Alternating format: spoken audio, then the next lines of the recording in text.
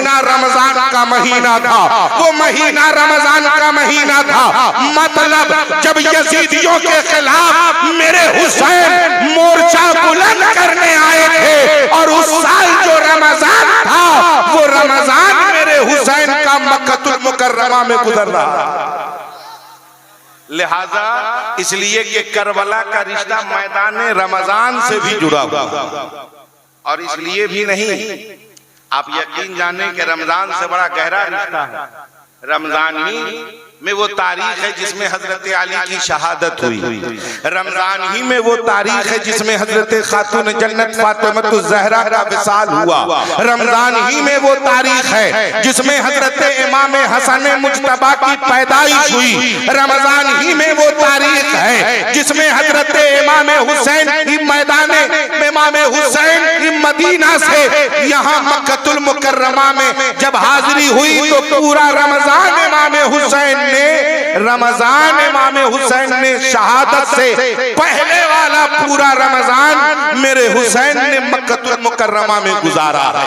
हजरत मोहतरम को अर्ज ये करना है, हम लोगों को अजमत हुसैन का सदका ये मिला और कमेटी वालों को सदका ये मिला कि एक नेकी अगर कोई रमजान में करे तो उसे 70 नेकियों का सवाब मिलता है।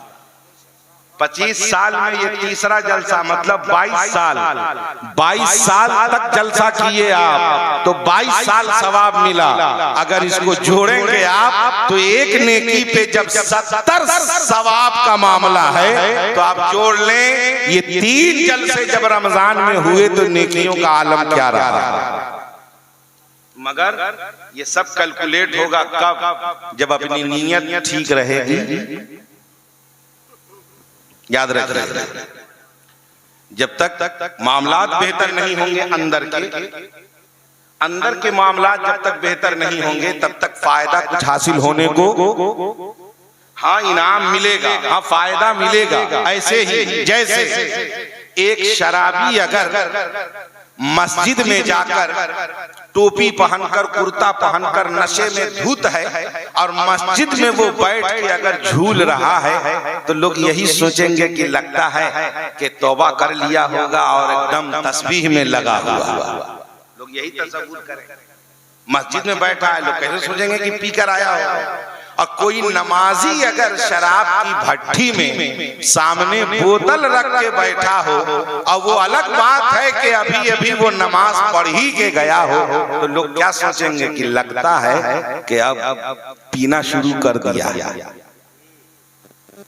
जबकि वो गया है किसी को समझाने। मगर लोग सोच इसलिए रहे, बदगुमानी इसलिए पैदा हो रही है कि वो शराब की भट्टी में बैठा है और एक शराबी आकर मस्जिद में बैठा है, तो ये जगह की बरकत है कि मस्जिद में बैठा तो नीयत अच्छी तसव्वुर की जा रही है, और गलत जगह बैठा है तो मामलात बिगड़ते जा रहे हैं। हजरत मोहतरम तो अर्ज ये करना है, जब हम अच्छी जगह बैठे हैं, अच्छे काम में बैठे हैं, अच्छे नाम पे बैठे हैं और अच्छी फिक्र कर बैठे हैं, अगर हम नीयत भी अच्छी बना लें तो यकीन जाने अल्लाह रब्बुल इज्जत हो ना हो इसी जलसे को हम सब के लिए जरिए निजात बना। हजरात मोहतरम, मैं थोड़ी देर के लिए आप तमामी हजरात के सामने हाजिर आया, चंद बातें मैं बताकर अपनी गुफ्तगू को खत्म करूंगा। ये रमजान है जिसमें एक फर्ज नमाज कोई पढ़ता है तो उसको 70 फर्ज नमाज का सवाब मिलता है। ये रमजान, ये इनाम कब मिलता है? जब समाज का अमीर आदमी, जब समाज का पैसे वाला आदमी अल्लाह के फजल से जब हज के लिए जाता है, वो अय्याम हज में जब हुदूद हरम में रहता है तो उन दिनों जब ये नमाज पढ़ता है तो एक नमाज पे 70 नमाज का सवाब मिलता है। मगर एक गरीब मुसलमान, एक समाज का बहुत टूटा हुआ मुसलमान, समाज का दरमियान तबके का मुसलमान या समाज का बड़े से बड़ा मुसलमान चाहे जो हो, जब रमजान का महीना आता है और इसमें जो वो नेकी करता है उसे एक नेकी का सवाब 70 नेकी अता किया। ये रमजान की बरकत है। हजरात मोहतरम, अर्ज ये करना है, अगर एक कुरान किसी ने खत्म किया मतलब 70 कुरान पाक खत्म करने का सवाब पा रहा है। मगर आप सीने पर हाथ रखिए, हम नहीं कहेंगे कि अभी आप रखिए, मगर घर जाकर या मन ही मन में खुद सोचिए, अपने आप से पूछिए कि कितनी मर्तबा हमने इस पूरे रमजान में, आज 26 की रात है, ये रात गुजरेगी, कल 27 की रात आ जाए, यानी कि चौथे शबे कद्र की रात और 29 वो 5वें शबे कद्र की रात। मगर हम लोग ये रात आ जाएगी, इस रात में हम आप कहाँ हैं, किस मोड़ पे खड़े हैं, हमने कुरान पाक की तिलावत कितनी की है, हमने नमाजें कितनी पढ़ी हैं, हमने रोजे कितने रखे हैं। लिहाजा अगर हम खुद जब अपने आप से पूछेंगे तो इससे बेहतर जवाब हमें कोई नहीं देगा। कुरान की जिस आयत की हमने तिलावत की है, अल्लाह पाक का फरमान, या अय्युहल्लज़ीना आमनू कू अनफुसकुम व अहलीकुम नारा वक़ूदुहन नास वल हिजारा। ऐ ईमान वालों, पहले अपने आप को फिर अपने घर वालों को उस आग से बचाओ जिसका ईंधन आदमी और पत्थर है। वो कौन सी आग है जिसमें ईंधन के तौर पर आदमी और पत्थर डाले जाएंगे? मुफस्सिरीन कहते हैं कि वो आग जहन्नम की आग है, जिसमें ईंधन के तौर पर आदमी और पत्थर डाले जाएंगे। वो कौन आदमी है जो जहन्नम में ईंधन के तौर पर डाले जाएंगे? वो कौन सा पत्थर है जो जहन्नम में ईंधन के तौर पर डाला जाएगा? तो वो आदमी है जिसने अल्लाह को एक नहीं माना, जिसने अल्लाह को बेअयब नहीं माना, जिसने अल्लाह के रसूल को अल्लाह का आखिरी रसूल नहीं माना, जिसने कुरान के आयात को हक नहीं माना, जिसने कब्र के हालात को हक नहीं माना, जिसने महशर को हक नहीं माना, जिसने हिसाबो किताब को हक नहीं माना, जिसने जन्नत व जहन्नम को हक नहीं माना, जिसने अर्श व कुर्सी को नहीं माना, जिसने अल्लाह को बेअयब नहीं माना और जिसने अल्लाह के प्यारे रसूल को बेअयब नहीं माना। हजरत मोहतरम, अर्ज ये करना है, वो जहन्नम में डाले जाएंगे। अब अर्ज ये करना है, जो अल्लाह उसके रसूल की नाफरमानी करेगा वो जहन्नम का ईंधन बनेगा। मेरे आका फरमाते हैं कि महशर में हर निगहबानों से उनके मातहतों के बारे में सवाल होगा। निगहबान, मेरे प्यारे नबी फरमाते हैं तुम में का हर आदमी निगहबान है, हर आदमी निगहबान। आप कहेंगे कैसे?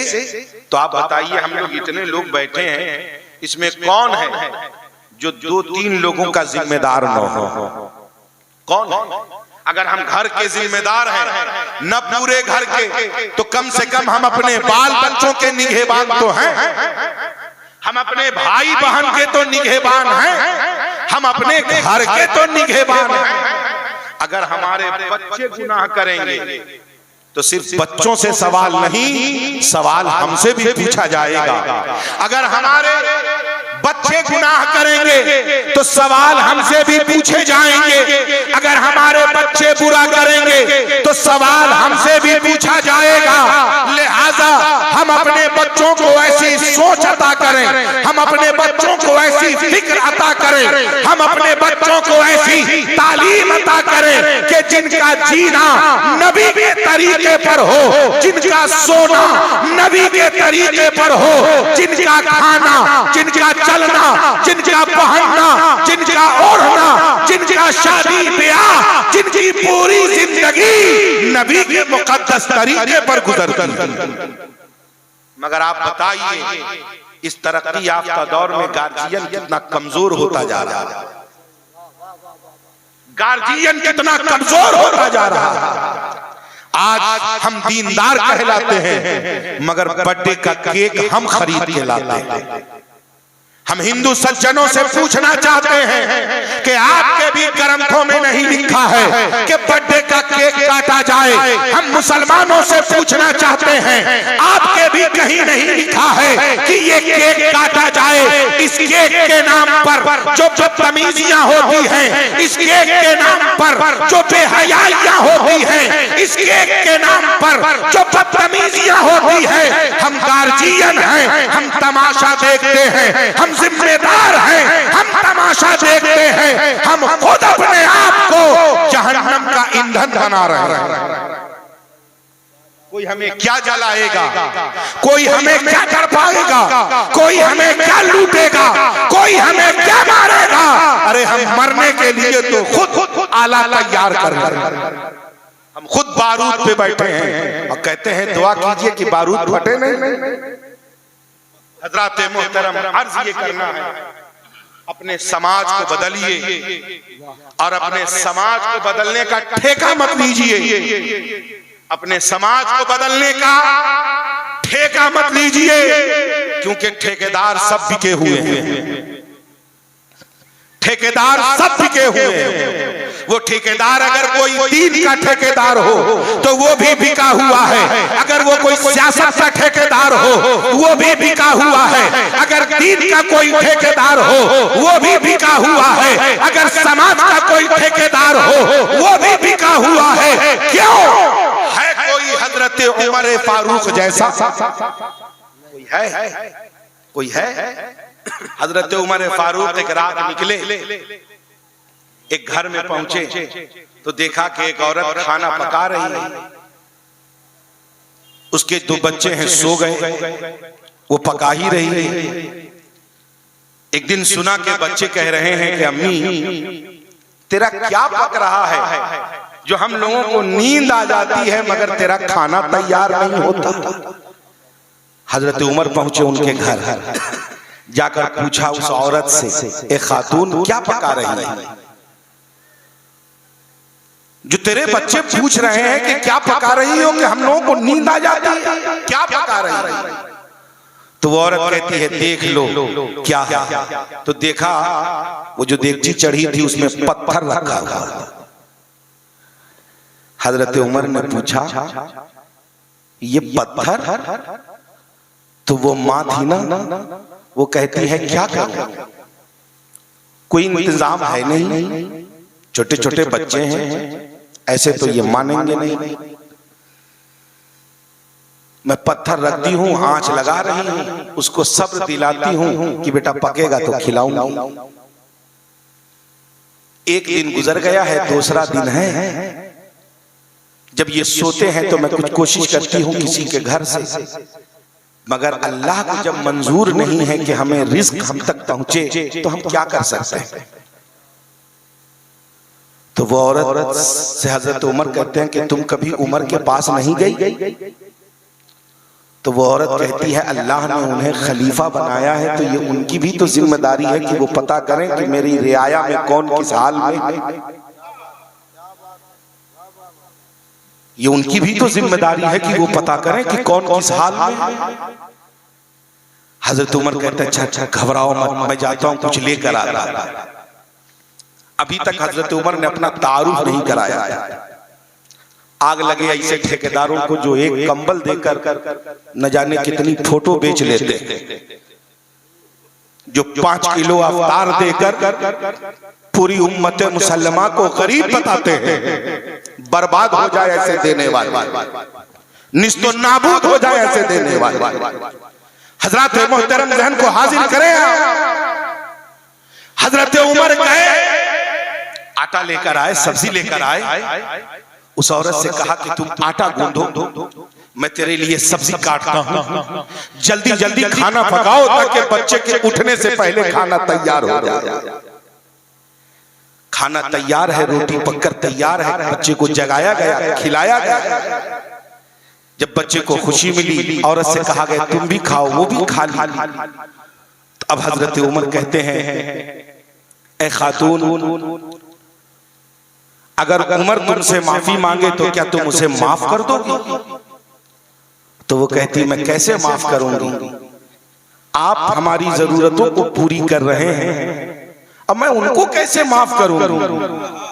तो हजरत उमर कहते हैं अगर मैं कहूं कि उसे माफ कर दो तो कहा हाँ आपके कहने पर माफ कर दो, आपके कहने पे माफ कर दूंगी। तो हजरत उमर ने कहा है खातून तू उमर को माफ कर दे ताकि उमर का खुदा भी उमर को माफ कर दे। और अब कोई मुसीबत आए तो मेरी गुजारिश है कि तुम उमर के पास जरूर जाया करो, उमर को जाकर अपनी दास्तान जरूर सुनाया करो। तो वो औरत कहती है ए अल्लाह के बंदे आप इतना तो बता दीजिए कि आप हैं कौन, मैं भी तो किसी को कह पाऊंगी कि मैंने किसके कहने पे हजरत उमर को माफ किया। आप बता दें कि आप हैं कौन। तो हजरत उमर कहते हैं खातून माफ करना, मेरा ही नाम उमर बिन खत्ताब है, देर हो गई तेरे पास आने में, माफ करना। आज बताइए हमारी समाज का कोई सियासतदान हो या कोई दीनदार हो, हमारे स्टेज के उलमा को अगर 10,000 मिल जाए कि सारे आलिमों को बांट दीजिए तो स्टेज के लोग अपना जेब भर लेंगे और सबको 500-500 पकड़ा के टहला देंगे। हमारे मस्जिद के कमेटी के जिम्मेदारों को अगर पैसा मिल जाए कि इमाम और तरावी पढ़ाने वाले और मुअज्जिन साहब को इतना इतना दे दीजिए, तो नहीं, कुछ पैसा मस्जिद फंड में भी जाएगा और कुछ का पैटिंग पुचारा भी होगा, कुछ की पेंटिंग भी होगी, कुछ की नई चटाई भी आएगी, कुछ का नया पंखा भी आएगा, कुछ की नई बैटरी भी आएगी, यहाँ एसी भी लगेगा। कल मैदाने महशर में एक एक राई राई दाने का हिसाब होगा। दीन का ठेकेदार हो या सियासत का ठेकेदार हो, कोई मुंह दिखाने के लायक नहीं होगा। अल्लाह के वास्ते जिसका जो माल आए उसको जाने दीजिए, जितना जिसके लिए लाइए पूरा दे दीजिए। कसम खुदा की जब आप दे दीजिएगा ना तो आप खाली रहिएगा, मगर आपका कोई काम कभी रुकेगा नहीं। आपके पास कुछ नहीं रहेगा मगर आपका कोई काम कभी रुकेगा नहीं। जब आप सफर कीजिएगा तो 6 घंटे का सफर 2 घंटे में पूरा हो जाएगा। जब आप काम कीजिएगा 10 लाख का काम आपका 2 से 3 दिन में पूरा हो जाएगा। जब आप दावत दीजिएगा तो थोड़ा खाना पकाइएगा और जितने लोग आएंगे सब खाकर मस्त हो जाएंगे। आपके जेब में कुछ नहीं होगा मगर लोग ये जानेंगे कि इसके पास मालो दौलत का खजाना मौजूद है। नारे तकबीर, नारे रिसालत, मजहब इस्लाम। हजरत मोहतरम अर्ज करना है, सबसे पहले किसकी बेटी कै बजे घर से निकली, आंख को इस मामले में अंधा कर लीजिए। किसकी बीवी कहां जा रही है देखना बंद कीजिए। अपनी बेटी कहां जा रही इसको देखिए। क्या बात, क्या पैगाम दे रहे हैं। जिंदाबाद जिंदाबाद, वाह वाह। अपनी बीवी कहां जा रही इसको देखिए। वाह वाह वाह।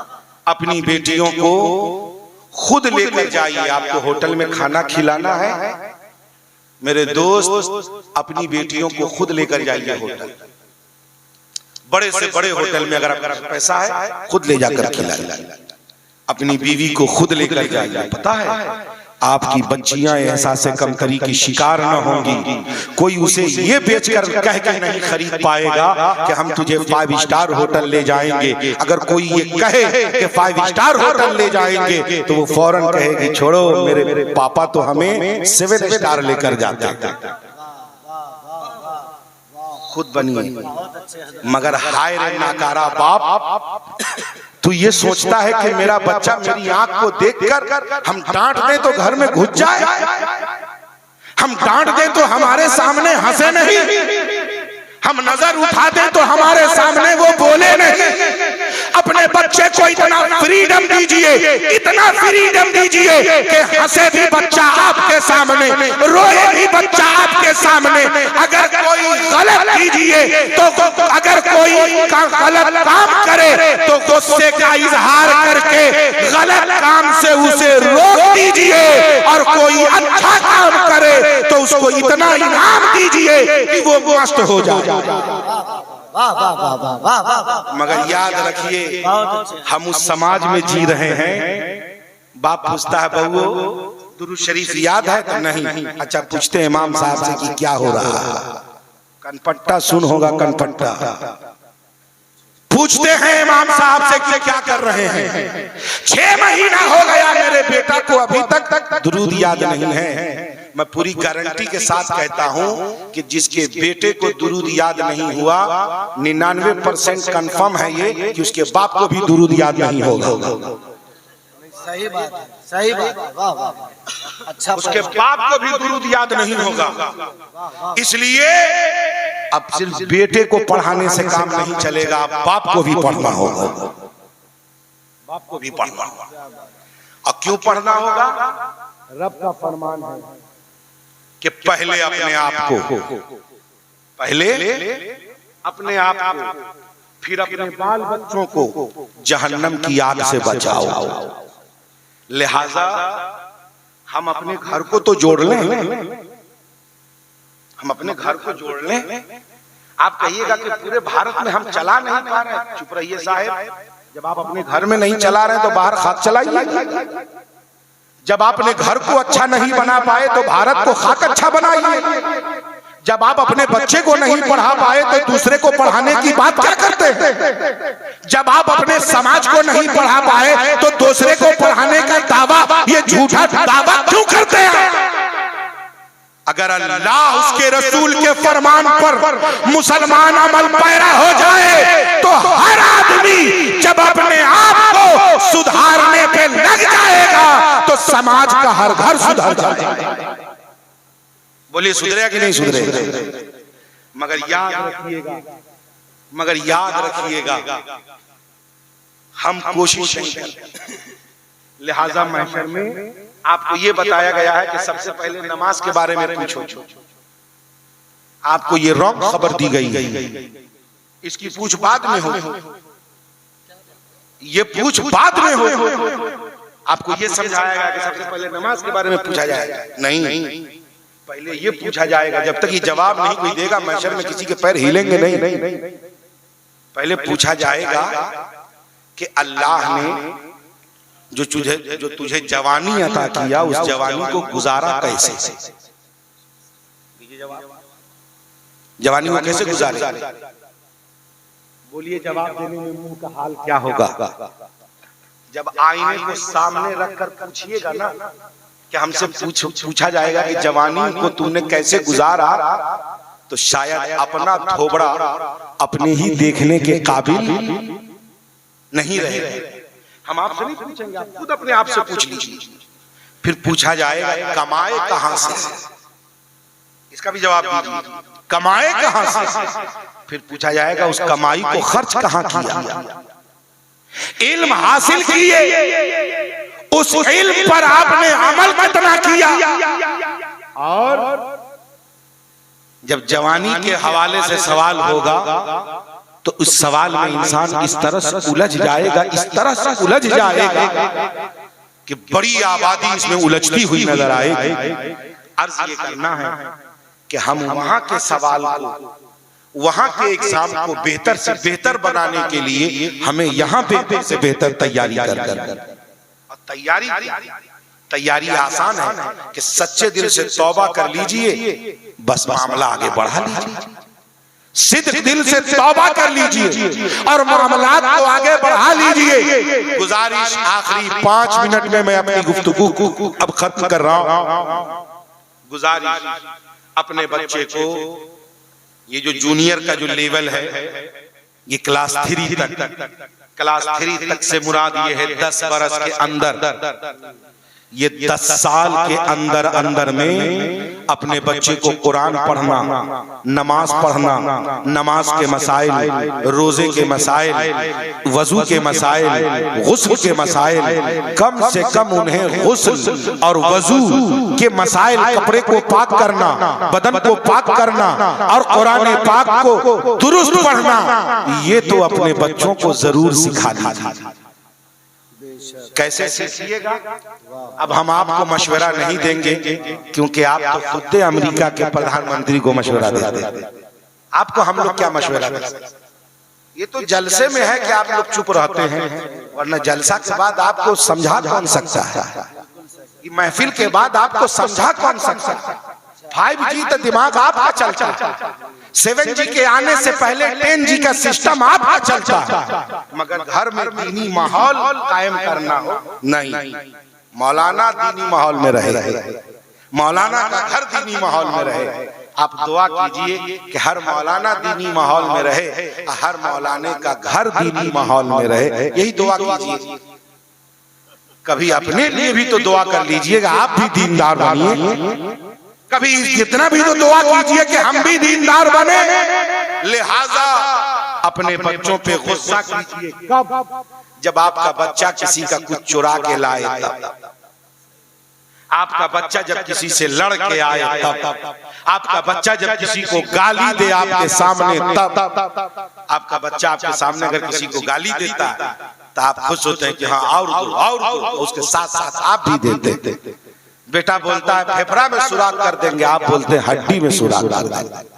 घबराइए मत, जानना में सब सुराख समझ में आया, कौन क्या करेगा महशर में सब समझ में आया। लिहाजा आपकी परवरिश के बारे में आपसे पूछा जाएगा, बच्चों की परवरिश आपने कैसे की है, लिहाजा इस पे गौर व फिक्र करने की जरूरत है और अपने बच्चों को बेहतर से बेहतर बनाने की जरूरत है। हम अपने बच्चों से गुजारिश करेंगे, अपने बड़ों का एहतराम करो, अपने बड़ों का अदब करो।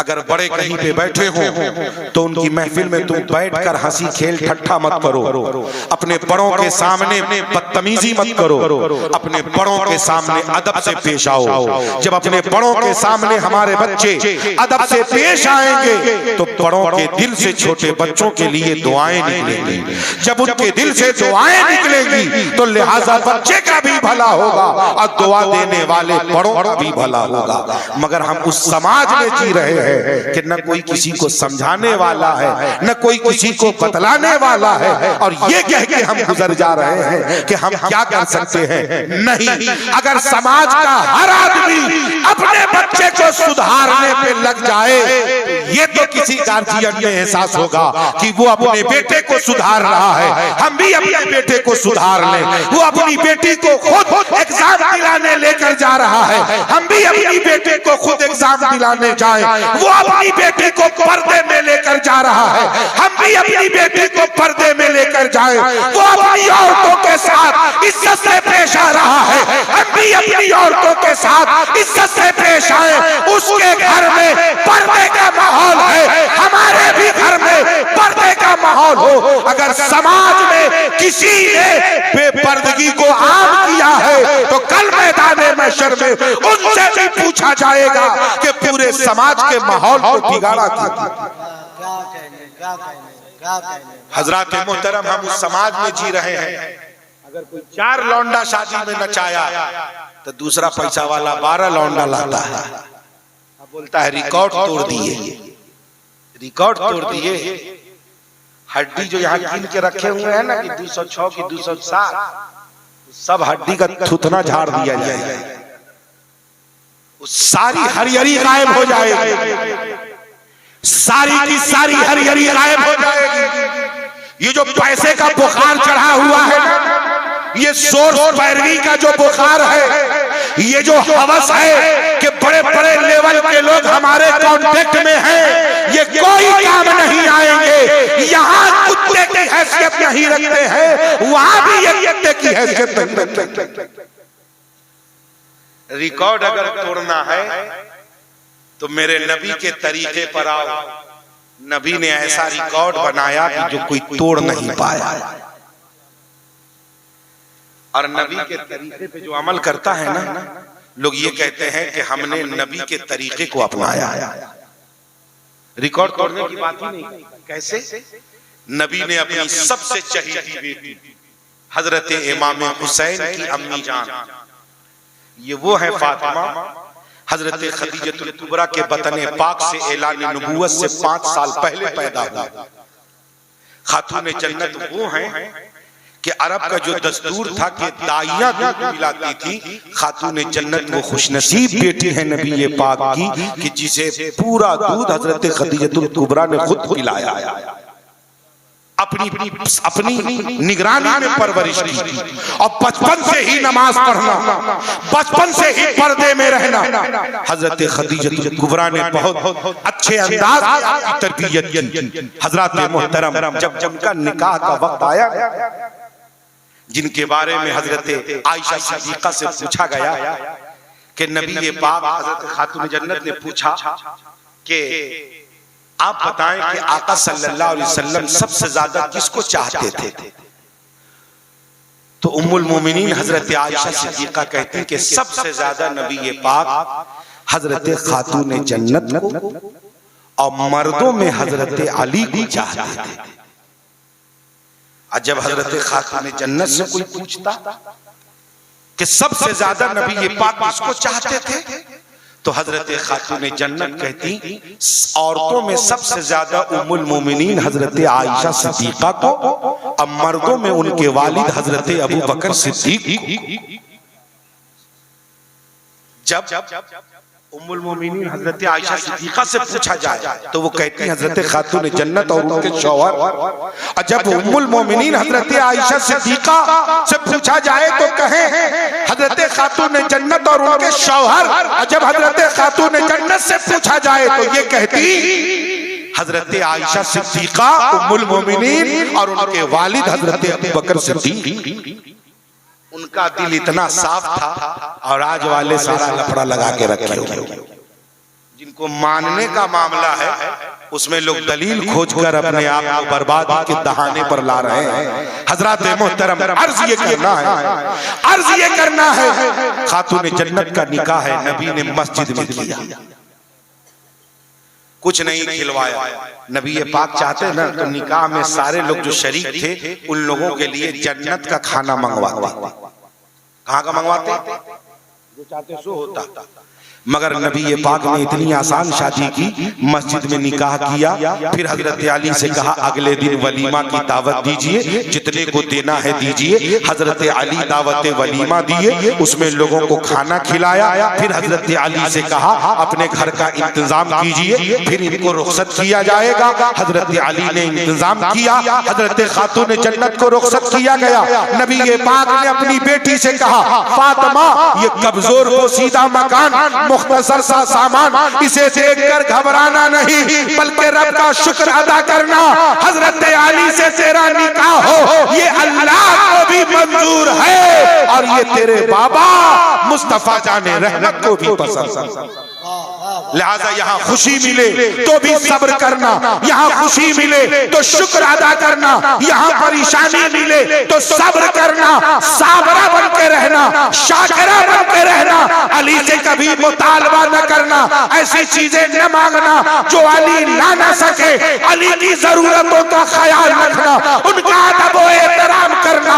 एक बाप मुस्तफा जाने रहमत अपनी बेटी को ये आला तालीम अता कर रहे हैं, और आज का बाप अपनी बेटी की शादी में अगर पैसा हो गया तो न जाने 2 किलोमीटर से गलियों को सजाता है, न जाने कितना खर्च करता है। गरीब बाप ये समझता है काश कि हमको भी पैसा होता तो हम अपनी बेटी में भी खूब सजाते, हमको भी पैसा होता हम अपनी बेटी में भी खूब खर्चा करते। अगर एक गरीब बेटी का बाप कुहक रहा है तो इस कुहकने का अंजाम अमीरों को भुगतना होगा, इसको हकने का अंजाम जिम्मेदारों को भुगतना होगा।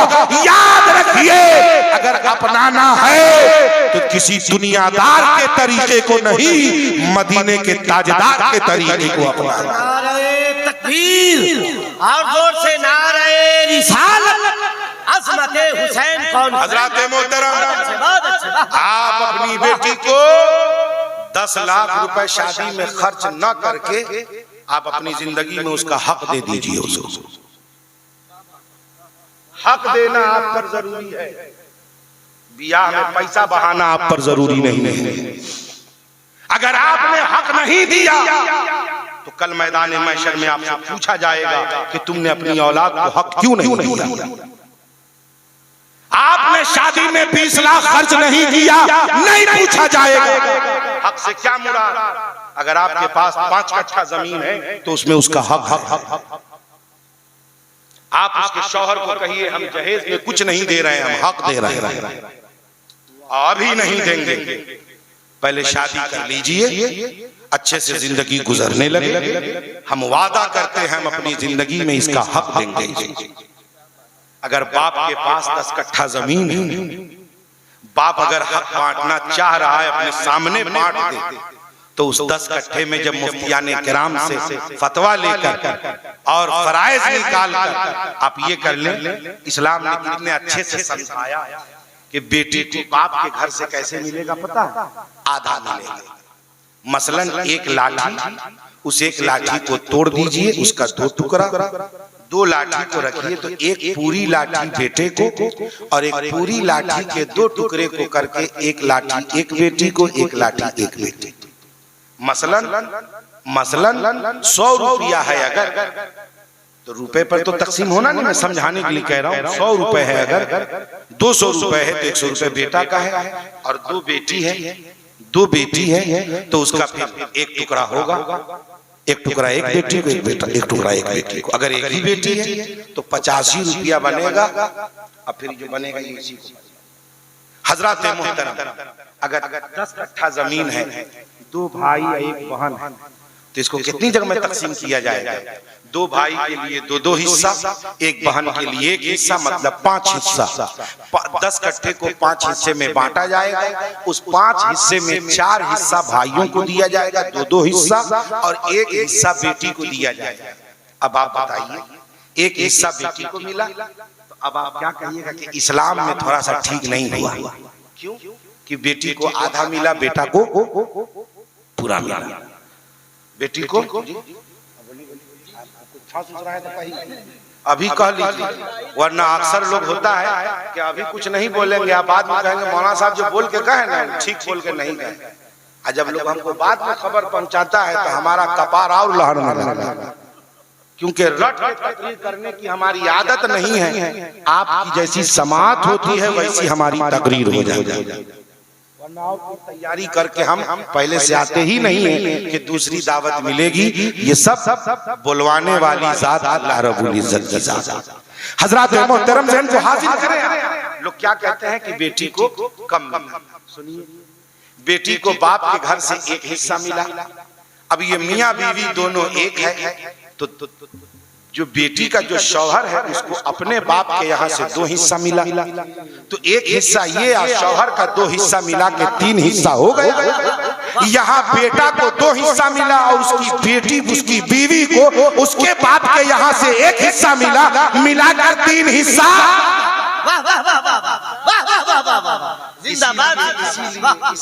इसीलिए इस्लाम का ये कहना है कि शादी जब करिए तो लड़की माल में लड़के से 19 हो, मालो दौलत में लड़के से लड़की 19 हो, कम हो, लड़का ज्यादा हो, तब ये रिश्ता निभेगा। अगर आप सोच लीजिए कि बहुत पैसा वाला के यहाँ ब्याह करेंगे तो हम पैसा वाले हो जाएंगे, तो सुन लीजिए, अगर आपने किसी से निकाह किया कि बहुत खूबसूरत लड़की से करेंगे तो बच्चे खूबसूरत होंगे, तो सुनिए, आपके बच्चे खूबसूरत तो होंगे मगर निहायत दर्जे के कमीने होंगे, बेहयाई उनके अंदर कूट कूट के भरी होगी, नालायकी उनके अंदर कूट कूट के भरी होगी, क्योंकि आपकी नीयत ये थी कि बीवी अच्छी होगी तो बच्चा खूबसूरत होगा, बस वो खूबसूरत हो गया, दीनदारी आपकी नीयत न थी, इसलिए दीनदारी उसके अंदर नहीं। अब और आगे बढ़ी, अगर आपने किसी मालदार से शादी किया कि बहुत बीवी मालदार होगी तो हम भी मालदार हो जाएंगे, तो सुन लीजिए, आप जलील हो जाएंगे। अगर मालदार से शादी किया है मालदार बनने के लिए तो आप जलील हो जाइएगा। वो कैसे? आपकी बीवी बनकर आई आपके घर, अब आप मालदार हैं नहीं, वो अपने घर पहनती थी 5000 का कपड़ा, आपके घर पहन रही है 1500 का कपड़ा। अब वो अपने मैके गई, उसकी सहेली सब मिली, बोली क्या बात है, शादी के बाद तुम्हारा कपड़ा बदल गया, क्या तेरा शौहर कमाता नहीं है क्या? आपका शौहर अगर बाहर बैठा है, मर्द बाहर बैठा है, तो 10 अमीर लोग बैठे हैं। अब वो लोग बात कर रहे हैं, हाँ 6 करोड़ वहां देना, 7 करोड़ वहां देना, और मेहमान साहब तुम आप कितना कमाते हैं? जब आप कहेगा अल्हम्दुलिल्लाह हम 25,000 कमाते हैं, तो मुंह जो है तरबूजा की तरह ही ले। बोलिए वहां पे जिल्लत होगी कि नहीं होगी? वहां पे रुसवाई होगी कि नहीं होगी?